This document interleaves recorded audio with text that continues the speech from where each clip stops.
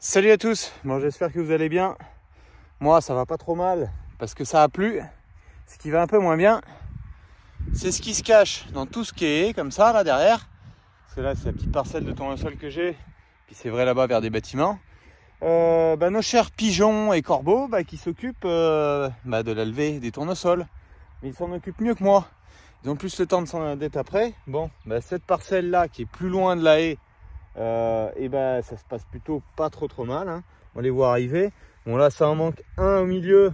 C'est faut gratter souvent pour trouver, parce que comme je vous disais, l'irrégularité d'humidité, comme ça a séché plus à certains endroits, ce qui prenait plus le vent, fait que ces graines là elles ont été touchées par l'eau que tout dernièrement. Donc ça va lever, mais un petit peu en décalé. Bon, sinon après on peut voir qu'il y en a quand même une bonne proportion de levée.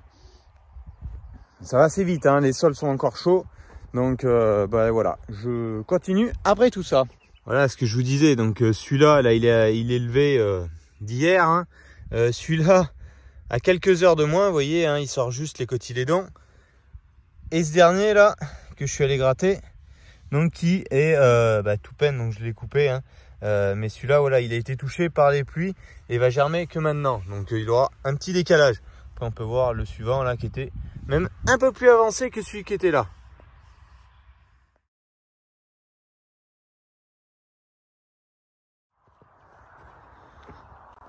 Bon, ça va s'emmener. Voilà, il y a des raies qui sont un petit peu plus appuyées, un peu plus régulières. Je sais pas si vous les voyez derrière moi, hein. Ils commencent à chercher à marquer l'arrêt tout doucement. Bon là, ça a l'air de plutôt bien se passer. Pas de dégâts de limaces ici. Bon, c'est pas une terre spécialement sujette à ça. Ici, il faudra que je fasse gaffe sur le site à une dizaine de kilomètres. Mais je suis allé hier les voir. Ils étaient vraiment, il y a très peu qui ont germé tout de suite. Ils vont germer par la flotte qui est tombée là. Donc ils seront sur une germination dans les 3-4 jours à venir là à peu près. Donc à surveiller à ce moment-là. Bon mais là c'est plutôt pas mal. Je vais monter un peu dans la parcelle, voir ce que ça donne.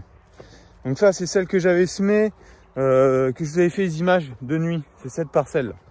Donc bon mais là on peut voir, hein, il est là. Alors comme ça, visuellement ça fait peut-être pas très joli, hein, vous voyez. Celui-là il est gros, celui-là il est un tout petit peu plus petit, mais ils ont rien en décalage de levée. Par contre, ce qui m'embête vraiment, c'est vers l'exploitation là-bas, toute la fourrière. Il y en a beaucoup qui ont été piqués, parce que si vous voulez, donc là je vais pas avoir de cas typiques. C'est la variété, je pense, et puis aussi un petit peu le type de terre. Si vous le voyez là, voilà, là vous avez la graine, la cosse qui est à côté. Et en fait, quand il lève le cas typique, voilà, comme ici, ils vont emmener la graine en haut là, et les oiseaux viennent là et chopent comme ça le tournesol. Donc ça arrive qu'il l'arrache complètement, ça arrive, donc si on sème, c'est vrai que des fois un peu profond, mais ils n'ont pas tendance à l'arracher complètement, mais ils le coupent. Alors s'ils coupent le bout des cotylédons, ça lui donne pas d'avance. S'ils lui coupent carrément la tige, ça peut le faire majoritairement mourir. Donc c'est de la perte de pied, voilà.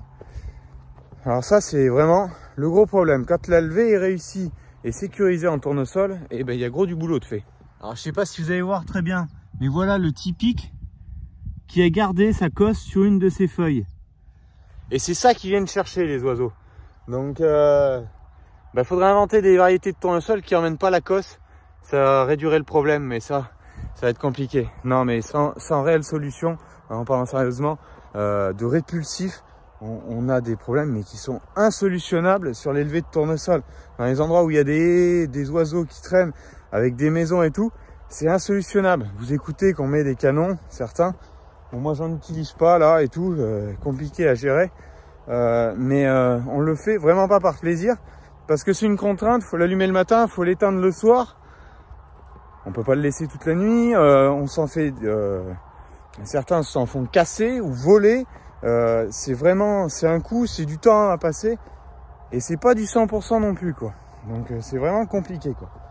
Voilà, alors là vous avez l'arrêt typique de ce que je vous dis. Hop, là il a la cosse, là il a la cosse, là voilà il l'a emmené juste à côté, là aussi. Donc ça c'est vraiment l'arrêt typique qui, si les oiseaux sont là présents sur la parcelle, ils vont venir dévorer le tournesol quoi.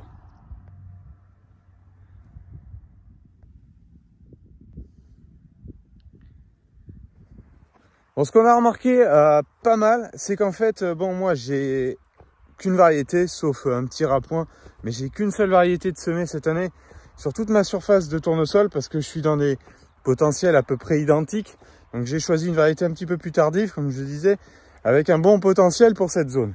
Mais beaucoup ont remarqué en fait, ils n'ont pas tous le même port de feuilles à la levée. Et il y en a qui sont un petit peu plus sujets à tenir cette cosse et où il y a plus d'attaques. Alors des fois c'est le cumul, hein. Si vous n'avez pas cette variété là dans une zone où il y a beaucoup de haies, de maisons avec des pigeons qui traînent à côté, alors là c'est la double peine. Bon, pour cette parcelle globalement, ce que je vois de lever, ça a l'air plutôt pas trop mal. Parce que là pour l'instant j'en ai pas vu un qui a été mangé ici. C'était pas le cas là-bas, mais je vous ferai voir quand je vais y retourner. Dans l'autre parcelle là-bas. Là j'ai avancé pas mal. Je vais pas aller jusqu'au bout, j'y suis allé hier là-bas. On voyait les tout premiers qui arrivaient aussi sans trop de soucis. Donc bon, j'essaye de prendre la parcelle un peu dans chaque coin. Pas tous les jours. Hier j'ai attaqué le tour là-bas. Cette année, ce matin, je l'ai attaqué dans l'autre sens. De façon à voir un peu l'évolution. Mais si je peux, j'essaye de un peu baliser toute la parcelle, toutes les 24-48 heures, mais dans des sens différents. Pour voir l'évolution. Voilà, en cherchant où un oiseau a pu faire du dégât. Ici, vous voyez, la cosse est là-haut.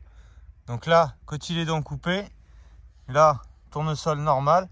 Le suivant, là-bas, vous voyez, ils sont bons. Il y en a un là-bas qui a la cosse, on ne le voit peut-être pas à la caméra. Et voilà le cas typique d'un qui a été coupé complètement. Et celui-là, il a été coupé bas. Des fois, il y en a qui sont coupés un petit peu plus haut, qui arrivent à remettre leurs feuilles, leurs vraies feuilles, pas les cotylédons. Mais là, ces cotylédons là sont complètement coupés, quoi. Donc là, vous voyez, la tige est là, mais il a été coupé en haut. Donc c'est ce phénomène-là que je vous disais, que je trouve dans la parcelle là et vers l'exploitation. Bon là, je l'ai cherché pour en trouver un, donc c'est vraiment minime. Et là, c'est vraiment ridicule. 2 mm plus bas ou plus haut fait que le tournesol peut se sauver ou pas. Alors le fait de lui enlever les cotylédons, ça lui donne pas d'entrain non plus à pousser. Mais il n'est pas forcément mort. Mais là, celui-là, il était coupé trop bas. C'est sûr qu'il était perdu. Voilà, donc là, je suis revenu vers la parcelle, vers l'exploitation. Le plus gros des problèmes, il se trouve là-bas vers les maisons. Mais là, vous voyez, des cotylédons qui ont été mangés. Donc là, bon, ça le freine, mais il n'est pas mort. Là, il a été complètement arraché. Donc ça, c'est cuit. Lui, il est bon. Lui, il a été coupé, sectionné. Je suis pas sûr qu'il reparte. Je suis même à peu près certain que non, là, oui. Il est coupé bas. Donc voilà. Voilà le problème.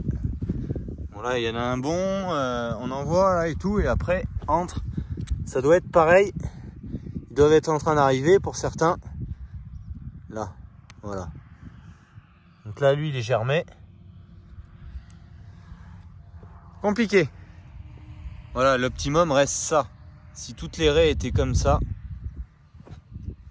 ben ça, c'est pas trop mal. Là, il y a eu un petit dégât, mais ça passera. Voilà. Là, un qui a été coupé un peu plus, voilà ce que je vous dis. Ça, c'est un tournesol qui peut repartir. Voilà, il y avait un double, hein. Il peut repartir. Celui-là aussi avait les pointes de cotylédon qui ont été mangées. Pourquoi? Parce qu'il devait être refermé de cette façon-là, avec la graine. Et l'oiseau est venu prendre le bout. Voilà, encore ici. Bon, là, vous voyez un peu les raies se dessiner, hein. Ici, ici, ici. Ah, c'est pas super visuel, je pense, à la caméra, mais bon, ça avance quand même, mais faudra tout, hein. Niveau dégâts, ça va être encore à friser la correctionnelle sur la densité, quoi. Voilà, là, j'en trouve encore qui ont des cotylédons qui sont pincés. Il n'y a rien, hein. On en voit, vous les voyez pas à la caméra, il y en a une petite dizaine dans la parcelle. Là, il y a plus de 10 hectares ici, là, cette parcelle. Et ça suffit à faire énormément de dégâts, quoi. Enfin, c'est comme ça. On verra la suite. On va laisser évoluer tout ça. Et puis, bon, là, il y a des raies, hein, qui se marquent bien. Je sais pas si vous les voyez vraiment, mais bon, on verra. Allez, je remonte à l'exploitation, vous faire voir un peu l'avancée des différents travaux que j'ai fait ces derniers jours. Ah, ça fait drôle, ça change de paysage avec la France, hein, ça c'est clair. Bon, mais vous êtes comment? Vous avez emmené le petit ou pas, là?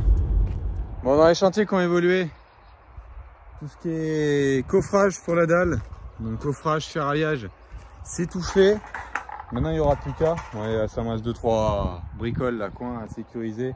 Casser un peu de tuiles là encore, sécuriser avec une planche que le béton ne passe pas dessous. Je fais volontairement plus épais sur les angles de façon à ce que ça morde un petit peu plus. Donc ça, c'est tout prêt. Il faut que j'enlève le tas de bois là, que je me servais de certaines planches pour coffrer. Je fais aussi, si j'ai un peu d'excédent normalement, une petite dalle au Karcher là-bas, sur la piste de lavage, pour pouvoir mettre le Karcher hors gel dans un petit abri et tous les produits de nettoyage du matériel. Donc ça, je vais vous faire voir comment ça va être. Le but, mais ça sera vraiment avec de la récup en plus de ça. C'était pas un projet fait à la base, mais le but, c'est de se mettre le Karcher, de sortir de la dalle, que ça soit propre, comme ça je puisse brancher la potence et l'autre lance, tout en même temps, comme ça, canon à mousse d'un côté, la lance pour nettoyer de l'autre, ça sera parfait. Voilà. En gros, là, vous voyez le coffrage derrière, la potence, donc ça sera ici. Petite dalle, je vous dis, ça sera la pointe de béton que j'aurai ici. Normalement, j'en ai de trop, c'est fait pour, et puis il faut toujours se prévoir un petit endroit pour mettre tout ça. Voilà. Donc, je vais m'occuper encore un petit peu de tout ça. Bon, petite vidéo courte en semaine, un peu pour vous expliquer les problématiques qu'on peut avoir aujourd'hui sur les levées de tournesol.